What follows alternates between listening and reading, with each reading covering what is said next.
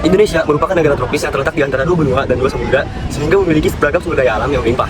Contohnya dalam pertambangan ikan termas. Indonesia merupakan pemilik cadangan ikan terbesar di dunia, yaitu 55 juta metrik ton pada tahun 2023, dengan Kabupaten Kolaka, Sulawesi Tenggara, yang menonjol sebagai penghasil ikan terbesar di Indonesia. Salah satu hasil tambang terbesar di Indonesia adalah emas. Namun, apakah kekayaan melimpah ini merupakan keuntungan yang berkah? Atau jangan-jangan hal ini merupakan kerugian yang berpotensi menimbulkan bencana? Nikel adalah unsur kimia metalik yang memiliki simbol Ni dan nomor atom 28. Unsur ini memiliki kemampuan untuk membentuk paduan yang sangat berharga, seperti baja tahan karat dan juga memiliki sifat tahan korosi. Dalam konteks kimia, nikel memiliki beberapa bilangan oksidasi, dengan yang paling umum ialah +2. Nikel juga dapat membentuk berbagai senyawa dengan karakteristik berbeda, seperti Ni+2 dan Ni+3, serta senyawa eksotis lainnya. Nikel memiliki kemampuan magnetik dan digunakan secara luas dalam industri termasuk otomotif, elektronik, dan pembuatan peralatan rumah tangga.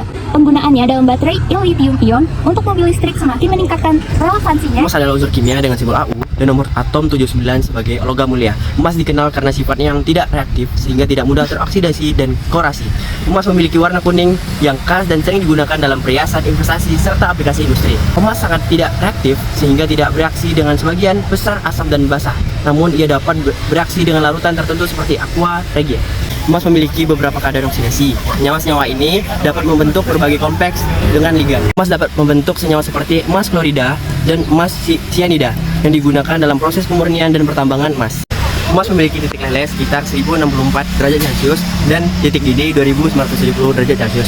Jadikan Tambang emas dan nikel merupakan salah satu dari pemasukan devisa yang penting di Indonesia. Indonesia merupakan salah satu produsen emas terbesar di dunia yang menempati kedua setelah Cina. Setiap tahun Indonesia mengekspor sekitar 3-4 US dollar emas ke luar negeri. Dan bila kita bisa menyimpannya sebagai cadangan devisa, maka kita bisa mengurangi ketergantungan kita terhadap US dollar. Cadangan emas di Indonesia masih tergolong besar dan bisa bertahan hingga 30 tahun lagi. Produksi nikel di Indonesia merupakan yang ketiga terbesar di dunia. Nikel juga merupakan komoditas ekspor yang besar di Indonesia sehingga bisa meningkatkan pendapatan dari negara. Namun pengaruh ekspor tersebut ditentukan oleh harga global dan juga dari teknologi perkembangannya. Walaupun tambang emas dan nikel membawa berkah ke Indonesia, harus diingatkan bahwa tetap ada beberapa pengaruh negatif dari hal tersebut, yaitu yang pertama dampak lingkungan yang parah. Tambang emas dan nikel seringkali menyebabkan kerusakan lingkungan yang serius. Proses penambangan dapat mengakibatkan deforestasi, pencemaran tanah dan air, serta hilangnya keanekaragaman hayati. Pencemaran air dan tanah, penggunaan bahan kimia berbahaya dalam konsentrasi seperti merkuri dan sianida dalam tambang emas dapat mencemari sumber air bersih. Ketiga, ada konflik sosial. Pertambangan seringkali memicu konflik antara perusahaan tambang dan masyarakat lokal. Yang keempat, ada kesehatan masyarakat yang terancam.